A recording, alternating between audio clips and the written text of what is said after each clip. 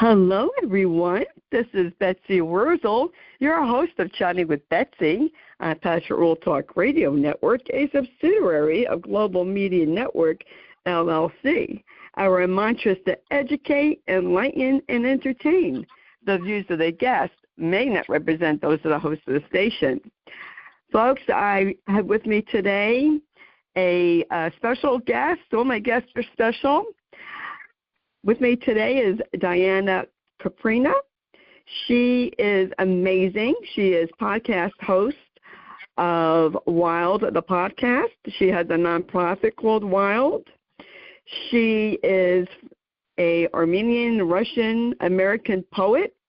She's an author and social entrepreneur whose work centers on survival, identity, and self-reclamation.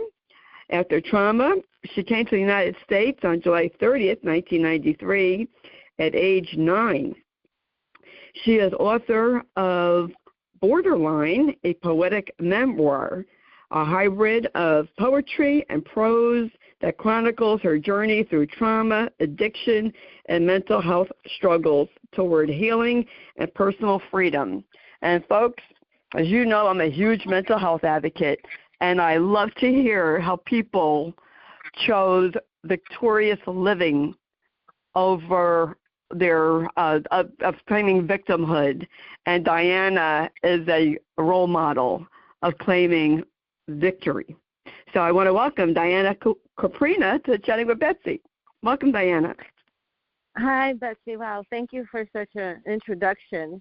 It sounded so great when I was listening. I was like, wow, is she really talking about me? So, yes, hi, and thank you so much for that introduction. Oh, you are welcome. It is my pleasure. Diana, I know you do a podcast. You have your podcast, W.I.L.D, the podcast. And I don't know if you feel this way, but I feel that the human interest stories is what really attracts people. You know, people want to hear stories of how someone overcame their trauma and how did they get to the place that they are now. Do you find that in doing your podcast? Yes, absolutely. And even from lived experience, so before even I started the podcast, for me, what propelled me to heal and kind of get to the next level, just because I was almost isolated in my healing, was those stories. Were stories of people overcoming, finding healing past the trauma, past the sexual abuse, and I wanted to get to that point, and that was the hope that drove me. And then I developed that faith that I can absolutely heal my mind and kind of almost rewire it from that victim mindset to I survived, I'm amazing, I'm great, I can do this, and really propelled me to find my purpose. Yes, that's exactly what I'm talking about, because I interviewed, so many people over the years that, that were sexually assaulted or emotionally abused, domestic violence, and they started, podcasts or nonprofit, and you have a nonprofit called W.I.L.D, and they're turned their life around. And that's the thing. Like, I started my podcast because I wanted people to know they weren't alone, that there's hope for people. If you're struggling, there's hope out there, and they're not alone. We think we're alone, right? We think we're the only ones, and we're not. And that's why telling our stories and our experiences, I feel, brings our humanity together. Yes, absolutely. I think a lot can be done. I think we can eradicate domestic abuse if we begin really voicing those stories and what it looks like. Because for me, when I was in it, it was a lot of verbal abuse. It was a lot of cut off of family, finances, and it was very codependent, and it also had this addiction component. So he was how we met. He was my dealer, and then I moved in with him, and then it just transpired into this really snowball, almost death-like experience where the only way to survive it was to obviously leave it. But even after it ended for me, I didn't think that it was necessarily domestic violence because I wasn't beaten black and blue. I wasn't brought to the emergency room. Although I was having grand mal seizures, I died at one point, came back to life. I still didn't justify all that as domestic abuse. And once my healing really took place and I was able to meet with a therapist and just really voice what happened and just really hear from someone else to say, okay, your experience was abusive. It was horrid. You survived. You don't have to continuously try to justify it and blame yourself because there was this abusive component and it wasn't talked about for a long time. I feel like it really is coming to light now more so and more people are sharing their stories, but it was always kind of just swept under the rug. It's something you dealt with. Yes. It's something you lived with. Yeah, exactly. You're 100%, Diana. I mean, I've talked to people, and it wasn't, acceptable, especially in my time. I'll be 68, God willing, in December. And, back then, abuse wasn't talked about. Whether it was emotional, sexual, or physical, you didn't discuss it. What went on in your home stayed in your home. And exactly. Mental health, wasn't discussed. So if you were told, like I was told by my father I was ugly for so many years, then you believe that, or you believe you can't do anything, and you believe people's stories about you, but then you find out you can flip that switch. You can rewrite your own story and rewire your brain. So bravo to you for writing your book, and we're going to get into that, and for having your podcast and a nonprofit because you're helping others. And I get so excited about talking about it because especially women, men, it's unfortunate that men aren't in society's eyes. They are looked down upon for seeking support. That should not be that way, folks. Men are entitled to have support also. Men need mental health support. And then maybe they wouldn't grow up to be abusers and whatever, they are, depressed. We need, and I say this all the time, we need to have a constructive, positive environment for our boys when they're young to be able to express their emotion and be supportive. But I got off on, I started my interview different with you, Diana. For some reason, that's just the way it goes. But I always ask the authors, what motivated you to write your book? Excuse me. There was a lot, I guess, that really motivated me. But from a young age, I wrote. That was my passion. It was creative writing was second nature to me. I didn't see it as something hard to do. I always excelled in it. And I always wanted to write a book. I never thought I was worthy enough of doing that. But I did, and it was almost like I had to prove, by writing it, I proved to myself that I am worthy, and I'm absolutely capable, and I can continue and progress my capabilities beyond this point. So for me, it's always been a dream, and just seeing it fulfilled with purpose really gives it new meaning.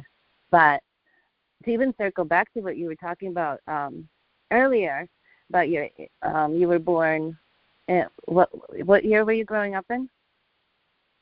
I was born in 57, so I grew up in the 60s and 70s when everything was pushed under the rug.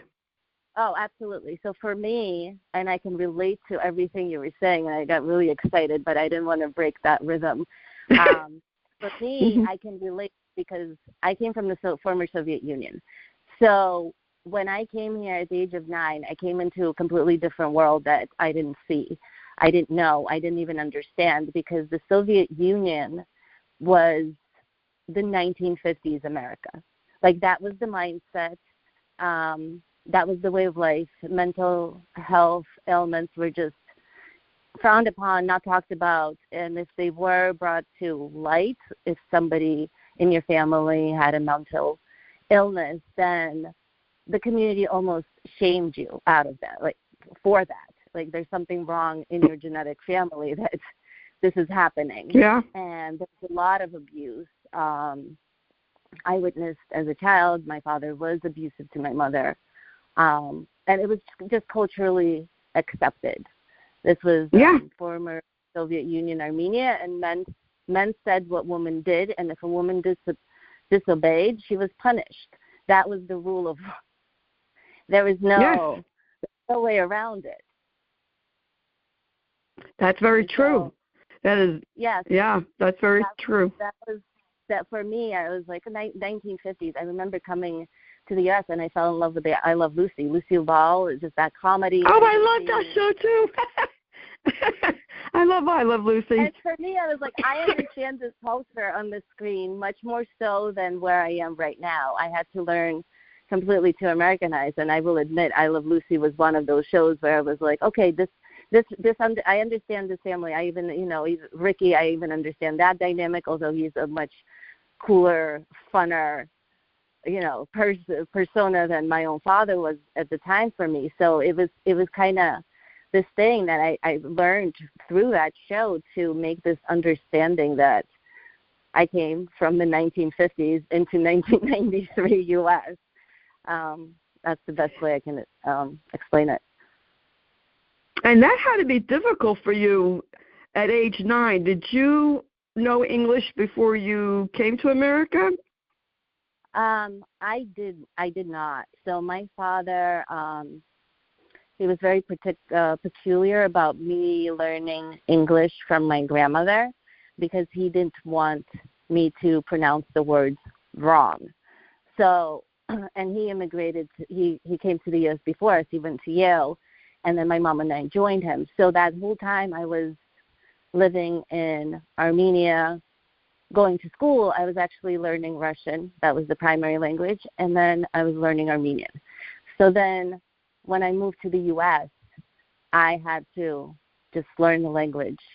And that was hard. I almost have that whole year. I don't know how I learned it. I have it blocked off, but I know a lot had to do with my father, how he spoke, and really made sure I enunciated, read poetry. It was tough, but I could imagine. Yeah, I mean at age 9. Yeah. It's funny. My daughter now tells me that she wishes I had an accent, and I said, I grew up with this idea that to have an accent is extremely shameful. There's nothing good about it. There's no pride in it. My father made sure that I didn't have the accent, because I understand his concern. He didn't want me going to school or being made fun of or any of that. So I had to he really trained me to assimilate. But there was a lot that I lost of myself, and I actually lost the Armenian language because of that. He refused to speak to me in any other language but English. So Armenian just kind of went out the window. And I do wonder now how cool it would be if I had an accent. That's incredible, because I worked in a preschool that was predominantly Asian Indian children, and their parents spoke their tongue, their language at home, and they wanted them to learn English in school. So a lot of these children came to the preschool not knowing a word of English, which I found that, I felt bad for them, because they were frustrated because they didn't understand us and we didn't understand them. Thankfully, there was women there that were translated.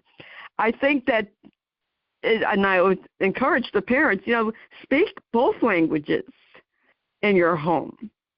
That way they'll pick up the English. And that's great that they know another language. That's very helpful in today's market. And I was amazed, Diana, how quickly they learned. But you're talking from, the age of 3 through 6, that they, picked it up quickly. I was amazed with my mom. My mom's parents were from, was considered Russia at the time. Now it's the Ukraine. But my grandparents spoke, they didn't speak Russian. They understood Russian. They spoke Yiddish because they were Jewish. Yep. And my mother never spoke Yiddish. She would say some, words or phrases, but yet she understood her mother. And I would say, how do you understand Grandma? And you're not speaking Yiddish back to her. And she goes, well, I understand her. And I just thought that was amazing. I just thought that was incredible. That happens with my daughter. My mother speaks Russian. So where my father spoke English, my mother in the house spoke Russian. And it's funny how we all developed. I have a younger brother and sister. We're 12 years apart. So they were born here in the U.S. And my mom maintains only speaking Russian to them. My dad only English in the house. English did overpower, obviously, because this is where it was heard everywhere for them. Of course, they're going to pick it up, learn it immediately. And Russian is very much understood, but it's not almost their first language. But my brother, for example, completely understands everything my mom says to him in Russian, yet he cannot respond to her in Russian. Yeah, I think that's incredible. There was a little boy. He was smart. His parents didn't think he was smart. I said, no, he's very smart. His mother was Japanese. His father was Chinese. So he knew both of those languages and English. Yeah. And they taught Hindi. They were taught Hindi in our preschool. Some words and songs. So how incredible that is to know those languages. I think that's just fascinating. And you have to be smart to know and speak, to me, more than one language. Chinese and Japanese, to me, are very difficult languages. And to be able to have those two mastered, that's just mind-blowing to me. Excuse me. How did you come into and you can talk about as much as you want, Diana. I don't know what you're comfortable talking about. How did you come through with getting addicted and being on drugs? How did that start? So that for me started at the age of 19 after I was sexually assaulted at a college frat party. And it was that summer that I went in for freshman year. That happened. And that summer it was just complete chaos. And I had friends who told me, maybe you should go on benzodiazepine, go see your primary care. It's a great drug. It will relieve all your anxiety. Just, you'll enjoy it. So I was like, great, I need something, because at that point I was just drinking, and it was a really hard balance of existing and kind of numbing my anxiety down with alcohol. It just wasn't making sense, and I never enjoyed the feeling of alcohol. So I went to my primary care, and she prescribed Xanax, and for me that was my gateway drug. Once I understood how Xanax works and how much I enjoyed my mind on it, I almost focused better. It was almost like I could do things I was not able to do without it. So it didn't actually put me to sleep. I felt energized, and that really propelled me into trying other drugs and just being like, maybe that's how I function. I am just one of those, how do you call it? drug addicts that is high functioning. Functioning addicts, right? Yes, a functioning addict. That's the word I was looking for. Someone who just, I needed it. It was almost like self-medicating. And I didn't even understand fully what was happening with me, why I was going through this crazy mental ordeal, because I really tried to block out what happened. I know that I even told a friend, and her response was, oh, you didn't fight back, it doesn't count. I was like, oh, this doesn't count. But this really felt like my first sexual assault that happened around the age of 13, 14. That was from 12 to 14, I had, sexual assaults just kept happening. It's hard to explain how it kind of snowballed into it, but it did. And so when it happened that time again, when I was 18, I couldn't come back from that one. Even though I came back in a sense from the other ones, I pushed through school. I was, I graduated high honors from high school. I almost felt like, okay, I can do this, college, here I come. And then when that happened, it just completely cycled me back and regressed it all, and I was just worthless, and I didn't care if I existed. By that point, I told myself I was not going to live to 30, and in a way I didn't. So it's kind of weird to even just think about it, but yeah, I overdosed on methadone, of all things, at the age of 20.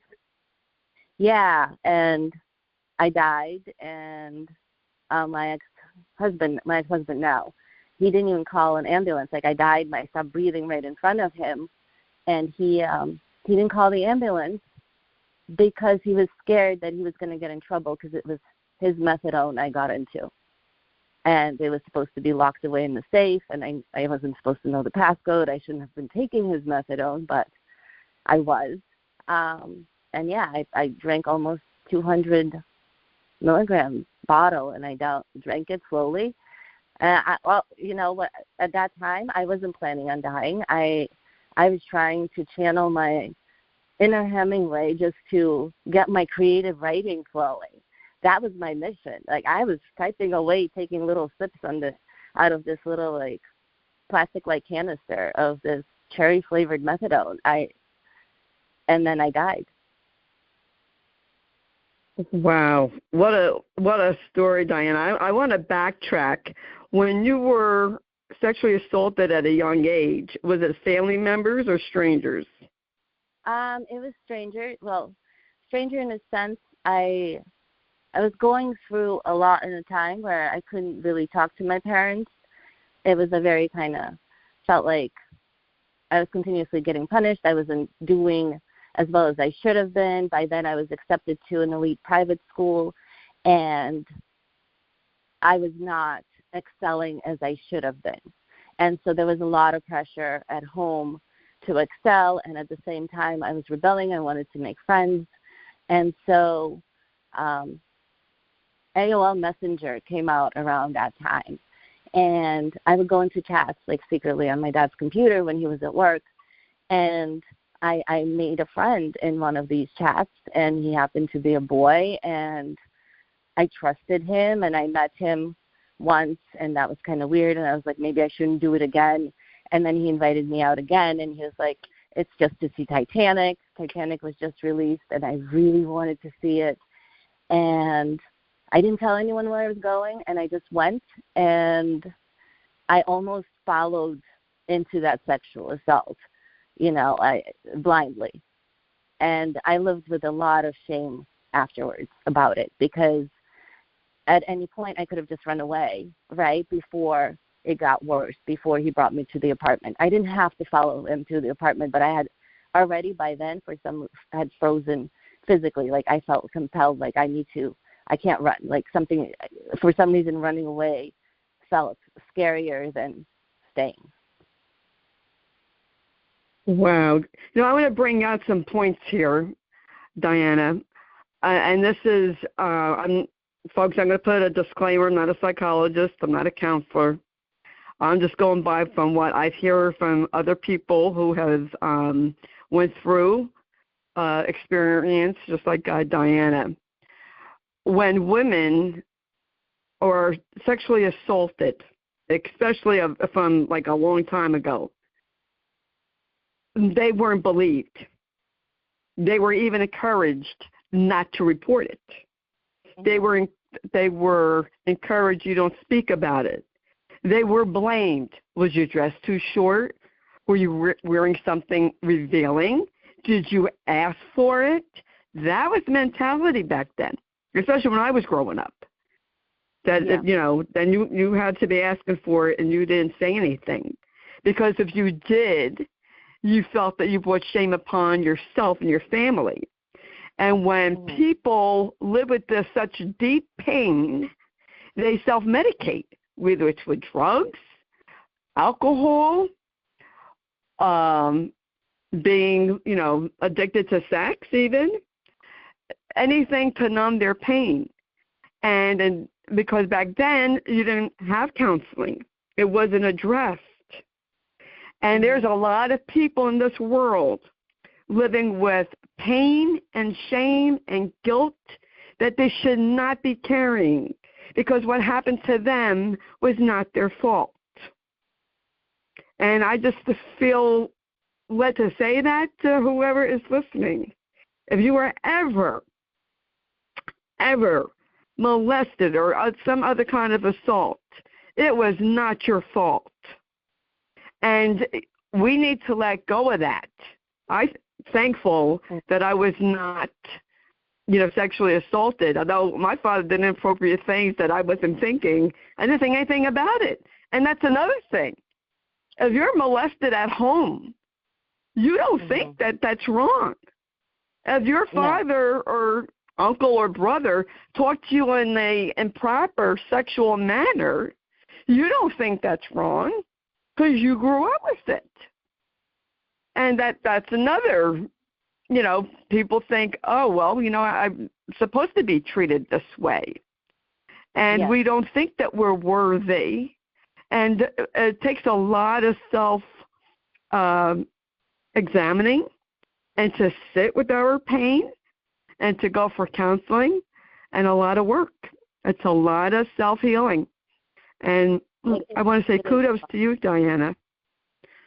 Yeah, I'm glad to be on the other side of it. And for anyone really that's listening, I think the main thing I want anyone to hear is that healing is absolutely possible, even in the worst circumstances.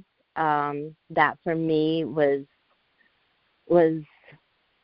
what I learned from my experience, because my healing, as I mentioned before, was very, very isolated. In a sense, I never went to NA. I never went to AA meetings. I was always too scared to go seek treatment because I was terrified I was going to be sent to a mental asylum. And I've been institutionalized once before for a suicidal attempt at 14 after that first sexual assault happened. And I was actually sexually abused in the mental hospital. So I had this huge block where I was just terrified to let anyone know what was happening inside my mind, inside anything. I was scared that they're going to hear something or they're going to send me. Rehab to me sounded similar to a mental hospital. To me, my mind just made those same kind of connections, and I was like,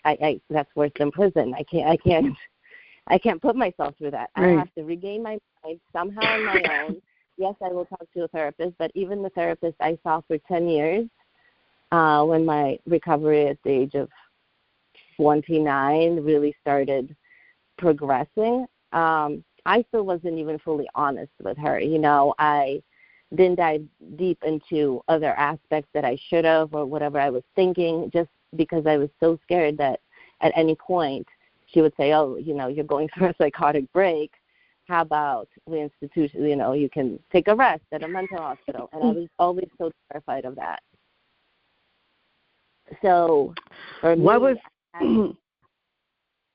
go ahead. Find sources and stories of other survivors, and I watched, so many movies, because when everything fell apart with my ex-husband, I actually received a deportation letter. Even though I came to the U.S. legally with my parents, just because I married a U.S. citizen, it threw me out of the paperwork. And I didn't know there was such a law that if you're no longer eligible to receive your green card with your parents if you marry a U.S. citizen. So there is such a law, and it came into effect because once we were married, I submitted my to USCIS. Here I married a U.S. citizen, thinking, like, this is so great. I'm just proving how much I belong in America. Like, married, this man I'm in love with. He's a U.S. citizen. Like, this is the next step. And so when my parents a month later received their green cards, I received a denial. And by the time I applied with him, he didn't come to the interview. That was kind of the ending of our relationship. He was having an affair. He had thrown me out of the apartment. It was really crazy. And we were called for the interview, and he didn't come. So I received the deportation letter. So I had a lot of aspects in my healing that were almost playing against me, because for me, when I became undocumented, it was almost like I entered this invisible prison. And I didn't even know what it means to be undocumented. All my life I was a documented immigrant with a right to work and exist in the U.S. And then abruptly I became undocumented. And that was an extra layer that I just didn't even know how I was going to overcome. Yeah, it's a long process to citizenship. Yeah, and that also played, again, in the whole isolating myself in my healing, because what I didn't want immigration to know, I was an addict. What if that proves against my good moral character that I have to prove? So there were so many things that I felt, completely blocked off from, that I really focused on. I somehow have to overcome these anxieties and my addiction all on my own, because of so many,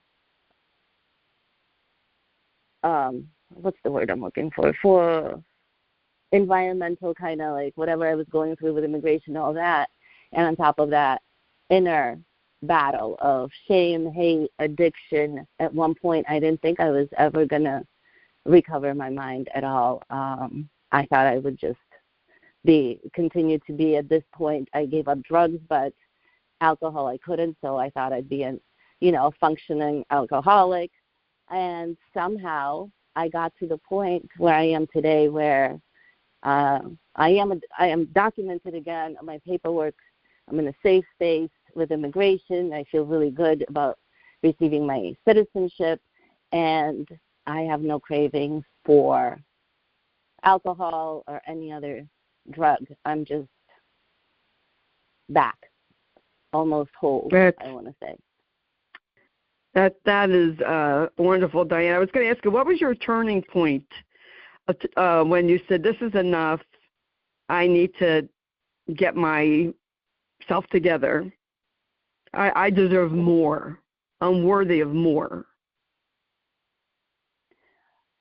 I want to say there was not one thing that caused it. I always had a battle that I kind of need to survive, and I bring it back to my NDE, because there was a lot that my mind did that I don't even know. I'm sorry.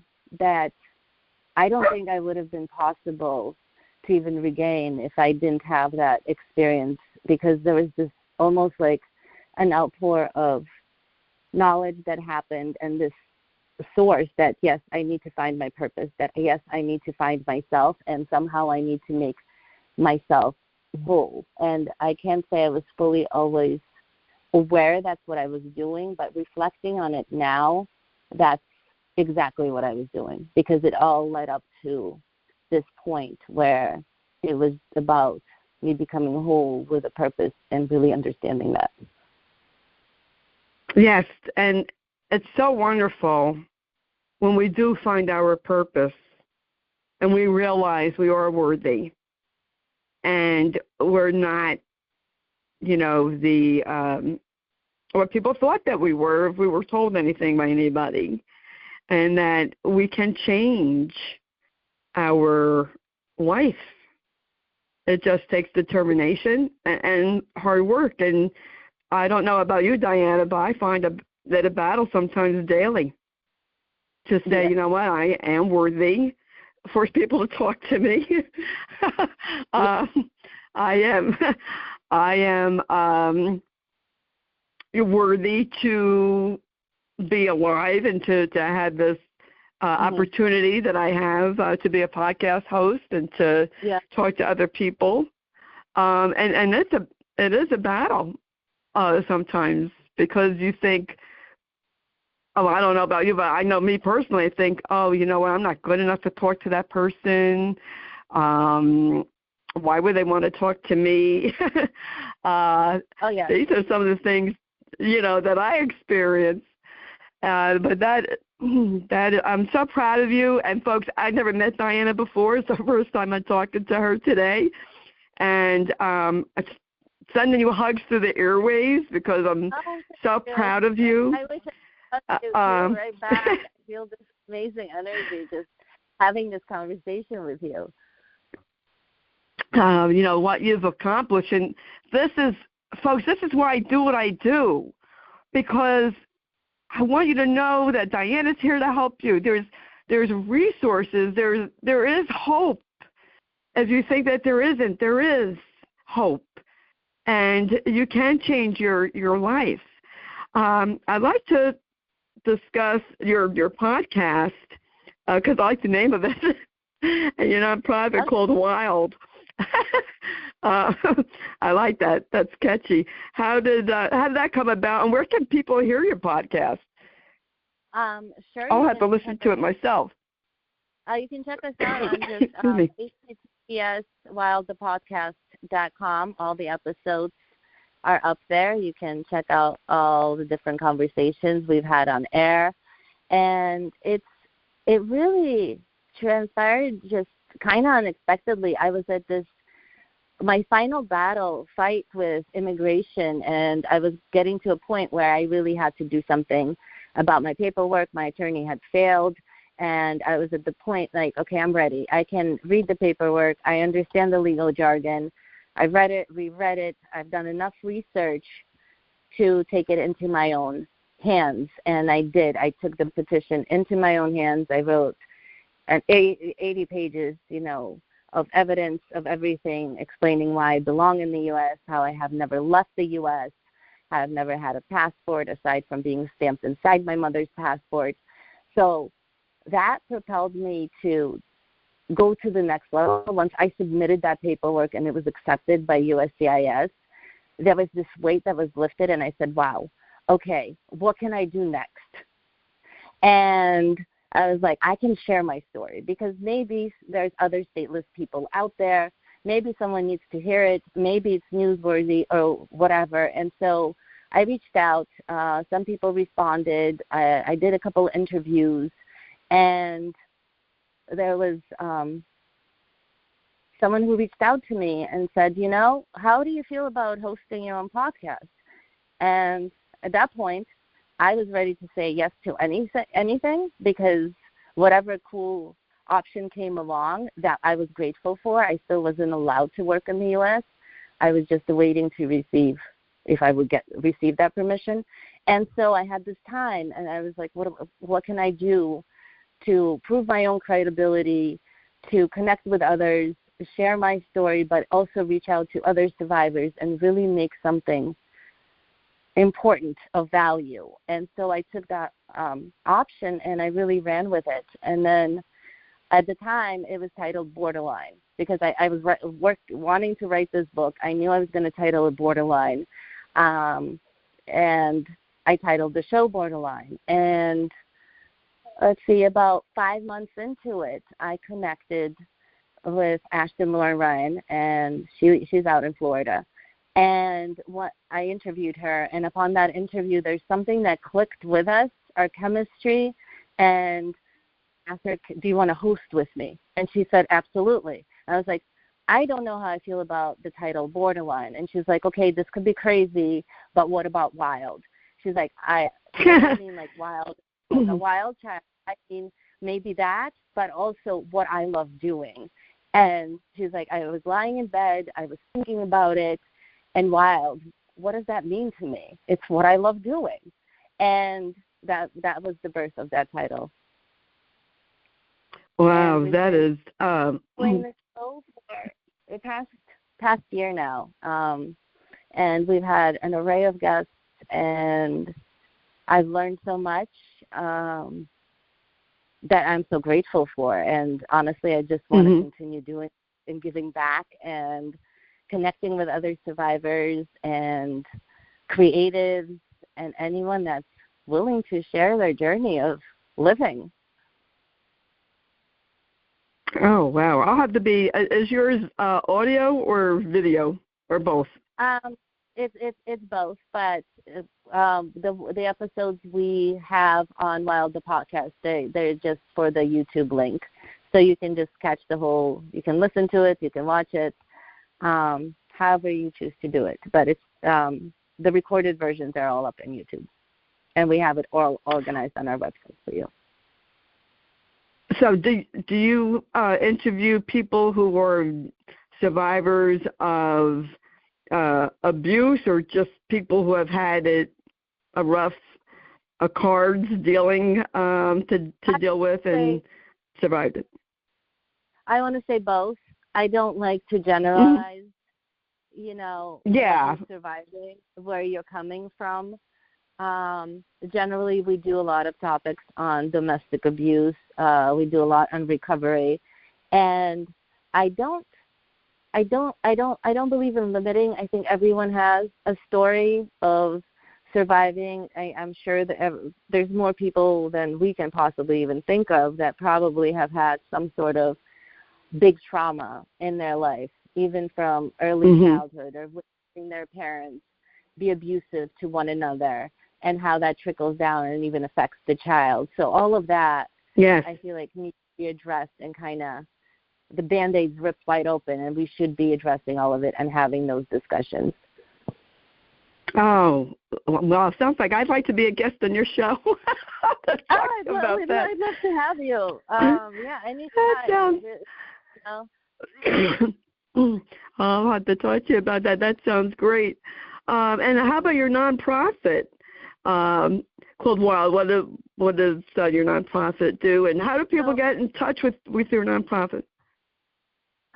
We're very easy to find. We're wildthenonprofit.com, and we're at very, very early phases of establishment, but the mission is really to eradicate domestic violence through storytelling, and we publish a few poetry books through the nonprofit, just so people can identify and have that kind of their story. And if they want to come onto the W.I.L.D podcast, they can, because all of that, everything we do is free, because all we really want is to inspire healing. And on some level, I think everyone should be entitled to that healing and should be entitled to sharing their stories without worrying about cost. Yeah. Oh, I love that. That's so true. Passion World Talk Radio Network was started by Lillian Caldwell, who's the CEO, because people wouldn't give her an opportunity to talk. So she believes that it was run by women, and Jeannie White's the station manager, of giving people a chance to talk, tell their stories, when other people won't give people an opportunity to talk. I was in this clubhouse. I don't even remember the name of the clubhouse. I wouldn't say the name anyway, and I don't even know who the people were. It had to be 3 or 4 years ago. And their attitude, Diana, was, I couldn't believe it. It was so condescending that they thought, they only interview people who are bestsellers and have a profitable business. And I'm like, well, don't you interview someone starting out, first-time author, someone who had a struggle, a tragedy, and they overcame it. Now they have a nonprofit, or maybe they wrote a book. Maybe they just want to talk about surviving. No. Yeah. And I said, well, we do at Passion World Talk Radio. And I do on my show. People are given an opportunity to talk. I know when I wanted to share my husband's story, what we went through with her early onset Alzheimer's, people wouldn't give me the time of day. They would not. They didn't want to, especially about Alzheimer's, especially at that time. A few years ago, nobody was talking about Alzheimer's. And Passion World Talk Radio Network, Jeannie White, she had a show for caregivers, which was very new at the time. You know, and caregivers did not want to speak. They didn't want to share. And now they are, and I'm proud that they are. And I'm glad that more people are speaking out about domestic violence. We need to pull the cover off of this topic, folks. You know, the time has come, you know, right, to stop the stigma and, you know, lift the cover off. We need to talk about domestic violence. We need to share stories. It brings us together as humans. Excuse me.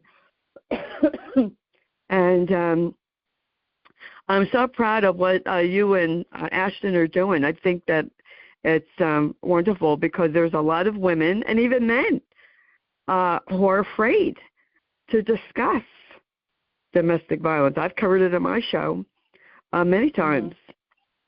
And they are, you know, it's coming out more now. People are talking about it more now than ever before. But we need to talk about these subjects, folks. We need to talk about these topics. It may be uncomfortable, but you know what? We're going to talk about it.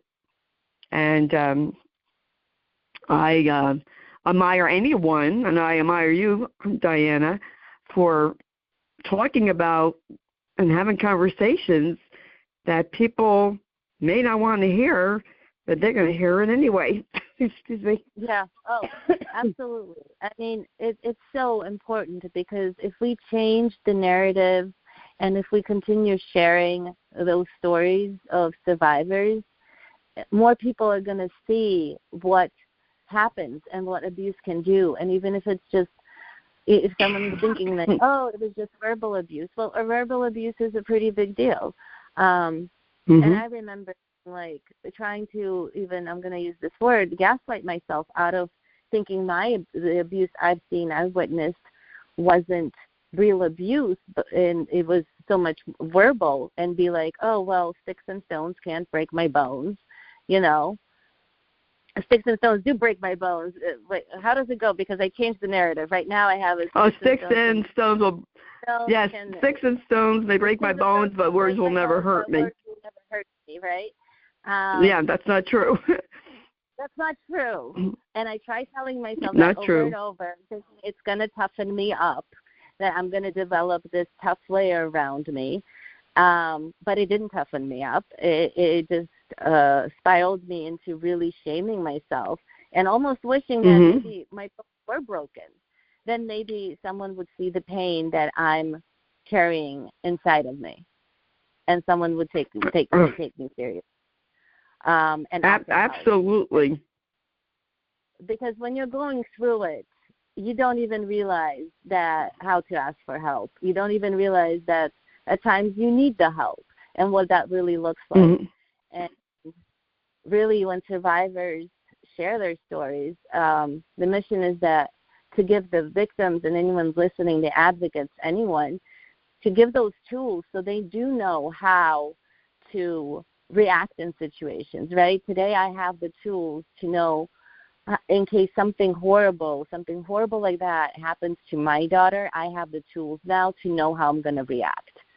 And I know what safety measures I will put in place. And I already know what safety measures I have in place, right, to prevent such a thing from happening. But again, you can't really prevent it. The only thing is if it does happen, to know how to immediately find that solution. And it really boils down to validating the victim, validating their experience, bringing them to the hospital, doing the exams, supporting them, sometimes letting them cry and letting it all out and not just saying, oh, stop crying about it. It wasn't that big of a deal. Well, it was, right? It was. Yes.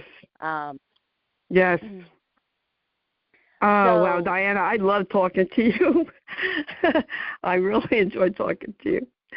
The feeling is mutual. I will say I am so in the present, so enjoying our conversation. I'm so glad you invited me to have this discussion. Yeah, so I'm thankful that you contacted me, connected with me. Diana, where can people purchase your book, Borderline, a Poetic Memoir?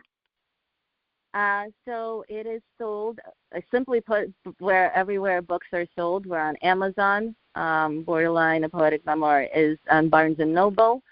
For anyone that's local around the Harvard Square area, you can purchase it at the Lovestruck bookstore and at the Harvard Square bookshop.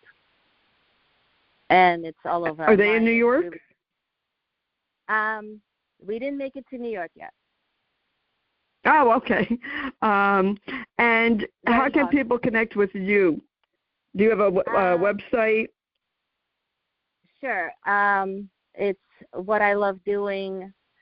Well, you know what? The best way to connect would be through W.I.L.D the nonprofit or W.I.L.D the podcast. So if anyone is listening and is interested in being on W.I.L.D the podcast, just message us. If you want to share your story, if you're a writer, we're happy to have you for W.I.L.D the nonprofit. Right now we are collecting stories of survivors that we're looking to put in a book that will be published and will give anyone who's just really starting out on their writing kind of that credibility of being a published author. Wow. Oh, this went by so fast. This conversation went by really fast. There's so much ground that we covered, and I want to thank you again, Diana, for being brave and to talk about some painful experiences and sharing it to help others. Really appreciate it, and I'm so proud of you, and I wish you the best. Folks, all the information about Diana Kouprina, and I'll spell her last name, Kouprina, will be in the blog that Jeannie White, who's the station manager, writes, and Jeannie produces the show. So you want to know how to get in contact with Diana, want to know about the podcast that she has, the nonprofit, it'll all be in the blog. And you could subscribe to the blog also on Passion World Talk Radio Network. And I want to thank Lillian Caldwell, CEO of Passion World Talk Radio Network, who makes this all possible. And the name of the book is Borderline, a Poetic Memoir. And you can follow me on Facebook, Betsy Wurzel, Wurzel. And as I always say at the end of my show, in a world where you could be anything, please be kind and shine your light bright, because we need it now more than ever before. And Diana, you are shining your light bright, and you are lighting the pathway for other people. And I admire you so much for really sharing your story. And you know what, folks, it's not easy. Let me tell you right now, it's not easy to share your story sometimes. And people who share their stories, and we're not looking for sympathy or pity. We want you to know there's light. We want you to know you can change your life at any age. Doesn't matter. Okay. And, absolutely. You know, we're here to help you. We are here. And Passion, I say this all the time, Passion World Talk Radio Network isn't just a regular internet station. We are a resource center. So go on PassionWorldTalkRadioNetwork.com. You could probably put in any topic, and you'll see an interview about it. I've covered many topics the past 6 years, and so have other people. And if you don't already subscribe to Chatting with Betsy, please do so. It's for free. I'm on Spotify, Spreaker, iHeart, Amazon Music. And tell your friends about Chatting with Betsy, because I want to help as many people as possible. And I can only do it if you all share the show. And that's what Chatting with Betsy is about, is helping other people. And that's what I want to do. And that's why I do what I do. And I love doing what I do, and I'm grateful for the opportunity. Until we chat again, be safe. And, folks, if you are in the U.S. or Puerto Rico and you are in crisis, please call 988 or text 988. It is the hotline, suicide crisis hotline, or if you have a struggle, please call 988 in the U.S. and Puerto Rico. Until we talk again, this is Betsy Wurzel, your host of Chatting with Betsy on Pastor World Talk Radio Network, a subsidiary of Global Media Network, LLC. Bye-bye now.